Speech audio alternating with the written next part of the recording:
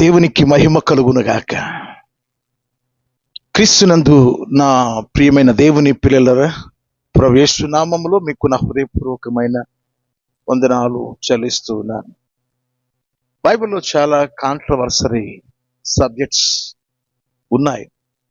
వాటిలో లోతు కుమార్తెల గురించిన విషయాలు చాలా సందిగ్ధకరమైన ఆ స్టోరీని చక్కగా విడమర్చి మనము నేర్చుకుంటే సరైన జవాబు మనకు దొరుకుతుంది. లోతు కుమార్తెల గురించి చెప్పక మునుపు దానికి ముందు కొంచెం చరిత్ర మనం తెలుసుకోవాలి.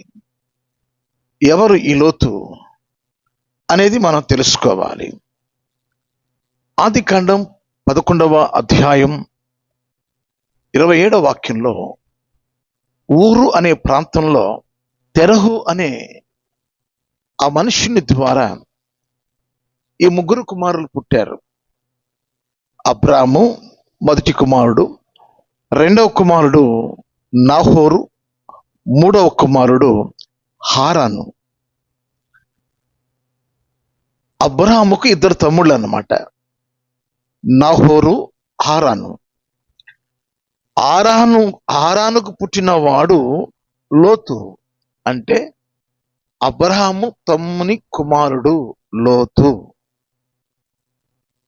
ఆదికాండం 11వ అధ్యాయం 28వ వాక్యంలో అక్కడ లోతు తండ్రి చనిపోయాడు. లోతు తండ్రి చనిపోవడం చేత ఆ కుటుంబ భారము, బాధ్యత లోతు మీద పడినది. లోతుని గురించిన సాక్ష్యం మనం ఏమని చదువుకుంటాము అంటే, పేతురు రాసిన 2వ పత్రికలో 2వ అధ్యాయం 7వ వాక్యంలో నీతిమంతుడగు లోతు అన్నమాట ఉంటుంది. లోతు ఎవరు అంటే నీతిమంతుడగు లోతు. అబ్రాము, లోతు. ఈ అబ్రాహం గారు ఏం చేసేవారంటే, తాను వెళ్ళిన చోటెల్లా కూడా లోతును వెంట పెట్టుకొని తీసుకుని వెళ్ళేవాడు. ఎందుకంటే వారికి పశువులు, గొర్రెలు, గొడ్లు వీరికి ఉన్నాయి. మనం ఆదికాండం 13వ అధ్యాయం మొదటి 2 వాక్యాలు మనం చదువుకున్నప్పుడు, అబ్రాము తనకు కలిగిన సమస్తమును, తన భార్యను, తనతో కూడా ఉన్న లోతును వెంట పెట్టుకొని ఐగుప్తులో నుండి నెగెబునకు వెళ్ళాను, అంటే పాలస్తీనాకి వెళ్ళాడు. అబ్రాహాము వెండి, బంగారము, పశువులు కలిగిన బహు ధనవంతుడై ఉండేను. అతడు ప్రయాణము చేయుచు దక్షిణం నుండి బేతులు వరకు, అనగా బేతులకును హాయికిని మధ్య తన గుడారము మొదట ఉండిన స్థలం వరకు వెళ్ళి తాను మొదట బలిపీఠమును కట్టిన చోట చేరెను. ఇప్పుడు వారి ఆస్తి పెరిగిపోయినది. బహుధనవంతుడిగా అబ్రహాం గారు అలా ఉన్నట్టు దేవుడు అబ్రహామును గొప్ప ధనవంతునిగా చేసినట్టు మనం చూస్తాం. అంటే 12వ అధ్యాయంలో దైవ దర్శనం అబ్రహాం గారికి కలిగినది. అక్కడి నుంచి దేవుడు, నువ్వు వెళ్ళిన చోటెల్లా నేను ఉన్నాను, నేను బహుగా దీవిస్తానని వాగ్దానం పొందుకొని ఈ 13వ అధ్యాయంలో దేవుడు చెప్పినట్టుగా అతడు బహుగా ధనవంతుడిగా విస్తరించబడ్డాడు. 5-6 వాక్యాలు మనం చదువుకుందాం. అబ్రాముతో కూడా వెళ్ళిన లోతును గొర్రెలు, గొడ్లు, గుడారములు ఉండేను. లోతు కూడా అబ్రాముకున్నట్టు గొర్రెలు, గొడ్లు విస్తారంగా ఉన్నాయి. ఎంత విస్తారమో 6వ వాక్యంలో చూడవచ్చు. వారు కలిసి నివసించుటకు ఆ ప్రదేశము చాలకపోయాను, అంటే బేతులెక్కును హాయికిని మధ్య వారు పశువులకు గుడారాలు వేసి వారు ఉండడానికి గుడారాలు వేసుకొని ఉన్న ఆ స్థలం వారికి చాలలేదు. నేను చదువుతున్నాను, వారు కలిసి నివసించుటకు ఆ ప్రదేశం చాలకపోయిన, ఎందుకనగా వారి ఆస్తి వారు కలిసి నివసించలేనంతగా విస్తరించెను. బహుగా విస్తరించబడ్డాయి వారి పశువులు, మందలు, గొర్రెలు, గొడ్లు, సమస్తం. కాబట్టి అబ్రాం గారి యొక్క పశువుల కాపరులకు, లోతు పశువుల కాపరులకు కలహం జరుగుతుందట, స్థలం చాలకపోవడం చేత. అప్పుడు వెంటనే అబ్రాం గారు ఏం చెప్పారు అంటే, మనం బంధువులం, మనం రక్త సంబంధికులం, కాబట్టి ఇదిగో చాలా ప్రదేశం ఉంది, నువ్వు ఎడమ తట్టుకు వెళితే నేను కుడి తట్టు ఉంటాను, నువ్వు కుడి తట్టుకు వెళితే నేను ఎడమ తట్టు ఉంటానని వారు మాట్లాడుకొని, లోతు గారు తన కనుచు మేరలో సొదొమ గొమొర్రా పట్టణాన్ని చూచినప్పుడు అక్కడికి వెళ్ళాలని నిశ్చయించుకున్నాడు. ఆదికాండం 13వ అధ్యాయం 10-11 వాక్యాల్లో మనం చూస్తే, లోతు తన కనులెత్తి యోర్దాను ప్రాంతం అంతటిని చూచెను. యెహోవా సొదొమ గొమొర్రా అన్న పట్టణములను నాశనం చేయకమునుపు షోయారుకు వచ్చు వరకు అదంతా యెహోవా తోట వలెను, ఐగుప్తు దేశము వలెను, నీళ్లు పారు దేశమై ఉండెను. కనుక కళ్ళకి పచ్చిగా ఉంది, పశువులకు చక్కగా సమృద్ధిగా గడ్డి ఉంది, మనం అక్కడ వెళ్ళి ఉండొచ్చు అని వెళ్ళిపోవడం జరిగింది. అబ్రాం గారి దగ్గర నుంచి లోతు తన యొక్క సమస్తమును వారు అబ్రాం నుండి వేరైపోయారు. నా ప్రియమైన దేవుని పిల్లలారా, ఇక్కడ అది దుష్టులు నివసించే ప్రాంతం. అది సొదొమ గొమొర్రా పట్టణస్థులు వారు దుష్టులు. అబ్రాహాం గారి యొక్క ప్రార్థన మేరకు, అయ్యా నా తమ్ముని కుమారుణ్ణి, నా తమ్ముడు లేడు కాబట్టి వాడే నా తమ్ముడు, కాబట్టి నా తమ్ముణ్ణి కాపాడు దేవా. కాబట్టి అబ్రాహాం గారి యొక్క ప్రార్థన మేరకు ఆ సొదొమ గొమొర్రా పట్టణస్థుల యొక్క పాపం విపరీతమై దేవుడు అగ్ని గంధకములతో భస్మము చేశాడు, కాల్చివేశాడు. అయితే లోతు కుటుంబాన్ని మాత్రం రక్షించుకున్నాడు. వెనుదిరగక ముందే వెళ్ళమని చెప్పినప్పుడు లోతు భార్య వెనుదిరిగి చూసి ఉప్పు స్తంభముగా మారింది. ఆ ఇద్దరు కుమార్తెలతో బయటపడడం జరిగింది. అయితే ఇప్పుడు మనం చదువుకోవాల్సిన విషయం ఏమిటి అంటే, ఆదికాండం 19వ అధ్యాయం ఇక్కడ 31వ వాక్యంలో, అట్లుండగా అక్క తన చెల్లెలతో, మన తండ్రి ముసలివాడు, సర్వలోక మర్యాద చొప్పున మనతో పోవుటకు లోకములో ఏ పురుషుడు లేడు. ఈరోజు ప్రియ దేవుని పిల్లలారా,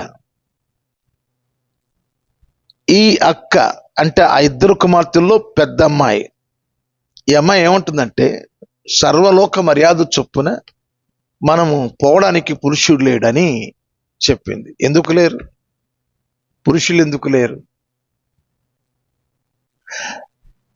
సాతానుగాడు పాపము చేయడానికి ఒక సాకు. ఈరోజు ప్రియ దేవుని పిల్లలారా, వారున్న ప్రాంతంలో పురుషులు లేకపోవచ్చు, కానీ వారికి ఎదురుగా ఉన్న ప్రజలు ఉన్నారు, బంధువర్గం ఉన్నది, ప్రజలు ఉన్నారు. ఎందుకు లేరు? ఎప్పుడైనా సరే తొందరపాటు నిర్ణయానికి ఎవరైనా వచ్చారు అంటే అది అపవాది తంత్రము అని ఎరగాలి.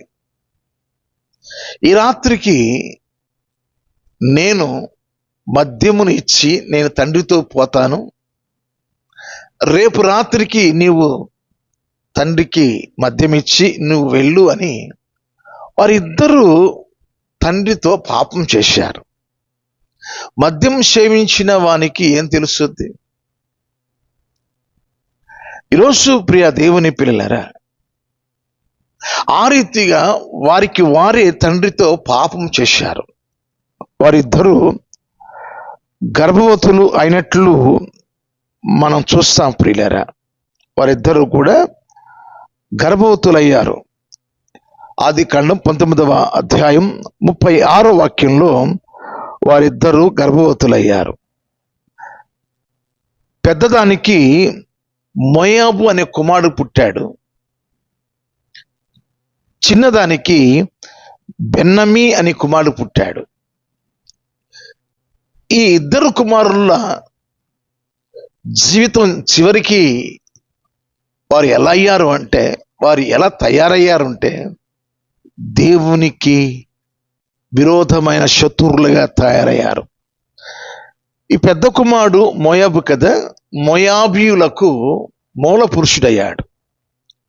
చిన్న కుమారుడు బెన్నమి కదా, ఇతడు అమ్మోనీయులకు మూల పురుషుడయ్యాడు.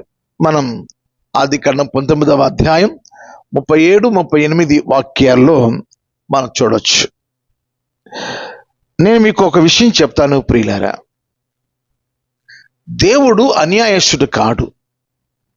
దేవుడు అన్యాయస్తుడు కాదు. ప్రతిదీ వివరంగా తెలియచేసిన వాడు.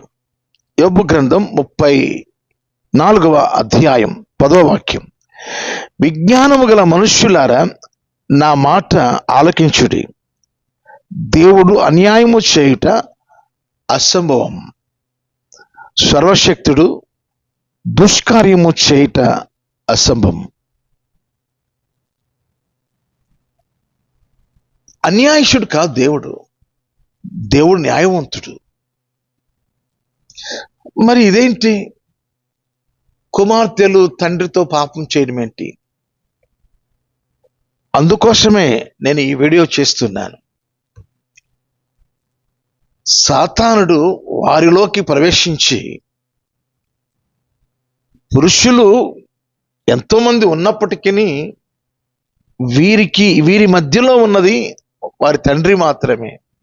అంటే కామపు పిశాచి, కామపు సాతానుడు ఎదుటివారు ఎలాంటి వారైనా వారితో పాపం చేయడానికి వాడు తిరగడు.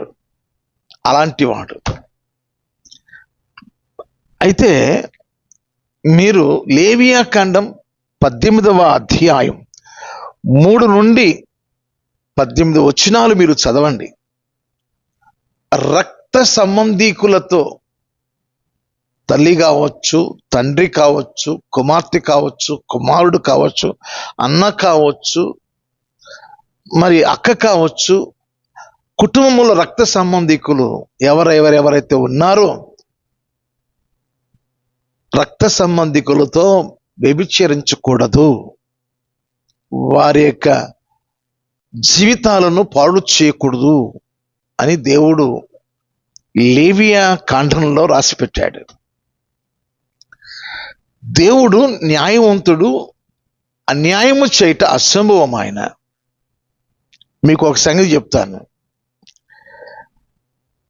ద్వితీయోపదేశ కాండం 23వ అధ్యాయం,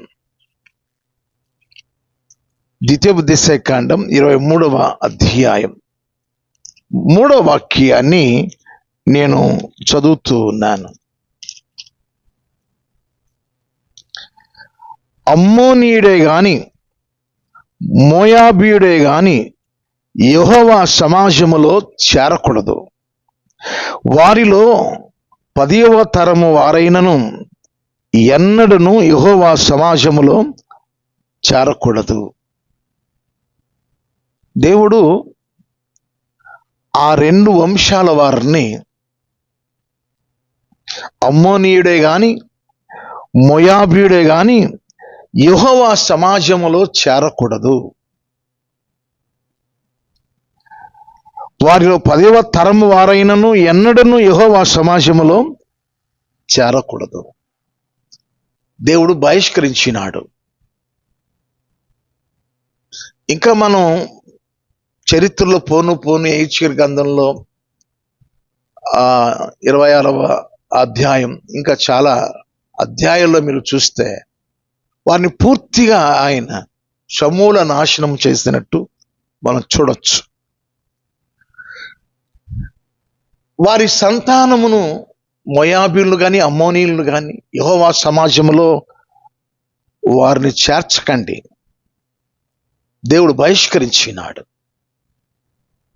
దేవుడు తన పిల్లలుగా వారిని స్వీకరించుకొని ఉంటే ఈ బైబిల్ బూతు పుస్తకం అని చెప్పొచ్చు. దేవుడు న్యాయవంతుడి కదా. అందుకోసమే ఆ అక్క చెల్లెలు చేసిన పాపపు పనికి వారి కడుపు నుంచి వచ్చిన ఆ ఇరువురు కుమారుల సంతతిని దేవుడు సమూల నాశనము చేశాడు. దేవుని సమాజంలో లేకుండా చేశాడు. ఈరోజు నా ప్రియమైన దేవుని పిల్లలారా, దేవుడు మంచివాడు, దేవుడు మంచి దేవుడు. ఆయన న్యాయము చెప్పినప్పుడు న్యాయం తప్పడు, మాట ఇచ్చి నెరవేర్చువాడు. కనుక మనమే ఆయనను మనం సరిగా అర్థం చేసుకోలేకపోతున్నాం. తప్పును పట్టడానికి ఎవరెవరు వచ్చారో వారంతా పట్టబడ్డారు. ఇది పరిశుద్ధ గ్రంథం.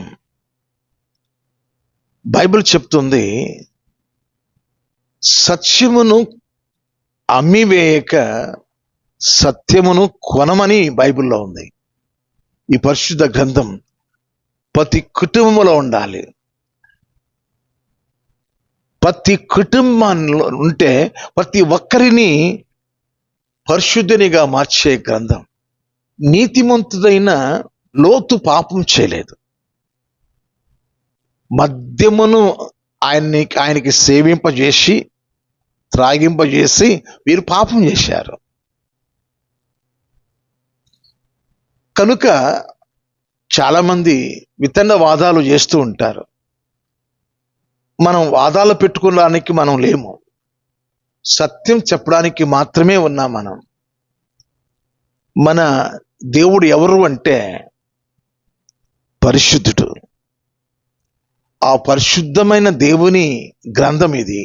ఆయన మందిరము పరిశుద్ధ మందిరం, ఆయన సంఘం పరిశుద్ధుల స్వాస్థ్యం, ఆయన పట్టణం పరిశుద్ధ పట్టణం. కనుక దేవుడు ఇంత వివరంగా చెప్పిన ఈ విషయాలను బట్టి, లోతు కుమార్తెల యొక్క విషయాలు మీకు సవివరంగా చెప్పాను. అనేకులకు ఈ విషయాలను షేర్ చేయండి. చాలామంది ఈ విషయాల్లో అపార్థం చేసుకున్న ప్రతి ఒక్కరికి ఈ వీడియోను షేర్ చేయండి. దేవుడు మన పక్షంగా ఉన్నాడు. ఆయన సత్యవంతుడు. ఆయన సత్యానికి స్తంభమైన ఆయన సంఘములో ఈ విషయాలను బోధించమని చెప్పాడు. కనుక చెప్పబడిన ఈ విషయాలను బట్టి మనము అనేకులకు ఈ సత్యాలను వివరించి చెబుదాం. అట్టి కృప దేవుడు మన అందరికీ అనుగ్రహించి ఆశీర్వదించును గాక. ఆమేన్. మీ అందరికి వందనాలు. May God bless you. Thank you.